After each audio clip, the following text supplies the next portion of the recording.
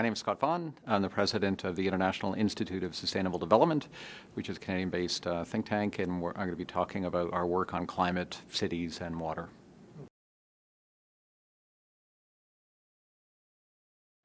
I think the main thing to take away from the presentation today is the urgency of climate action, and that's primarily based on what science is now saying, that the window to keep within a 2 degrees Celsius temperature increase, which in itself poses huge impacts on every single Canadian town, municipality, and the agricultural sector, but more so around the world, those impacts within a 2 degrees Celsius increase will be absolutely unprecedented, dramatic. But the reality is we're looking at probably emission increases over the next 40 years or 30 years, which are going to lead us to a 5 or a 6 degrees Celsius. And that's the stuff of science fiction, and that's we need to look at urgently. We've been talking about climate change issues for 25 years. Globe has been talking about it since its founding, and here we are now looking at a future which is for our children is now unacceptable.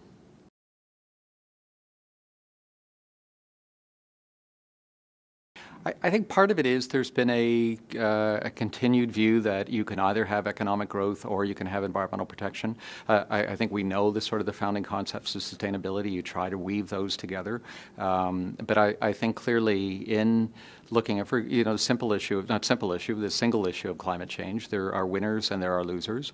A loser would be the coal industry, for example, and we know that that's a very, very strong, powerful lobby in Washington. It's a strong and powerful lobby in every capital, including in Canada's.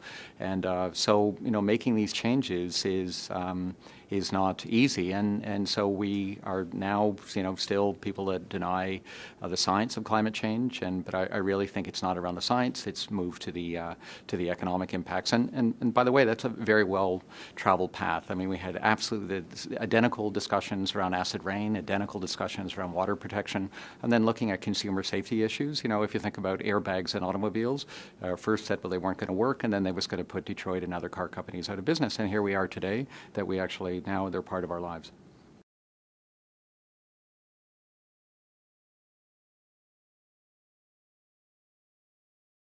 Yeah, I mean, certainly there's been, in the U.S., there's one, very notable oil company that's funded almost $400 million to say that climate science is not founded. But we also know that companies that have actually been, strongly opposed to climate action, including, for example, Exxon, is now actually looking at booking their own risk in their own internal company accounts on what climate change will mean to their company operations, as well as then, how do you start diversifying that when we know we have to, move within a carbon limits.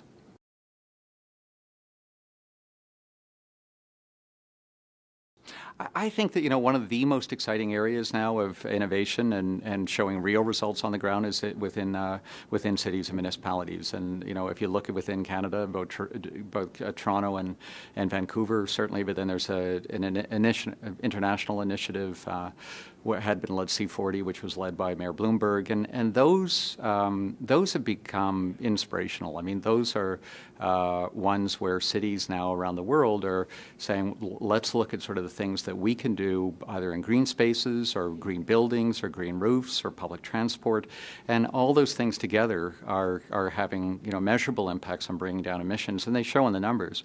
And then I think where this becomes incredibly important, the leadership, for example, of Vancouver, is in the developing world. The increase in cities in developing world in China and India and in Brazil and Malaysia and Indonesia, where those cities are growing exponentially, and we have a chance to get that infrastructure right at the beginning rather than doing a sort of looking at changing it 10 or 20 years from now.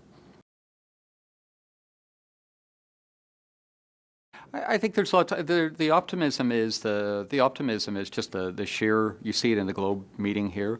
I mean, the sheer level of innovation, the sheer level of creativity, both from the business sector, from the civil society, and so that is inspiring.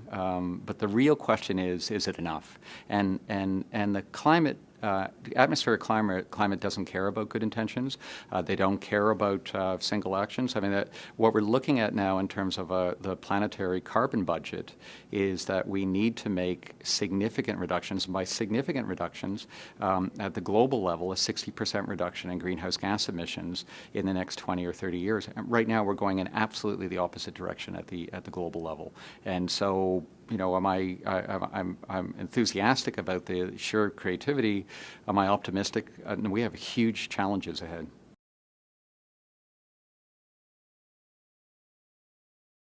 I mean, I think it's both. I mean, I think that you look at, I mean, a lot of it has to do with people's values, and if you think about where there's been transformative change and how people think about values, I mean, one would be smoking. I mean, you think about, at least when I was growing up, there were people smoking in restaurants and in airplanes and at work and at home, and now this is something which is, becoming increasingly rare, and that's partly because of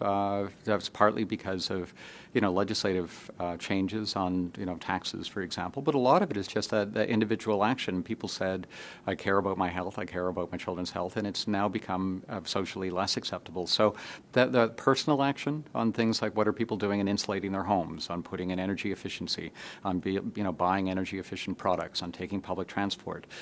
This is sort of becomes a virtuous circle in terms of promoting real change. And then that change is passed on to children, and so those people are more motivated by what they learn from their neighbors when they see their neighbors doing something than from a sort of top-down sort of legislative requirement alone. Globe is one of the world meetings where you bring together leaders from working on environmental issues from many, many different angles. Obviously from the private sector and the business sector, looking at issues around innovation in the technology sector, but also it's increasingly become not only what's happening within Canada, it's a showcase for what's happening around the world.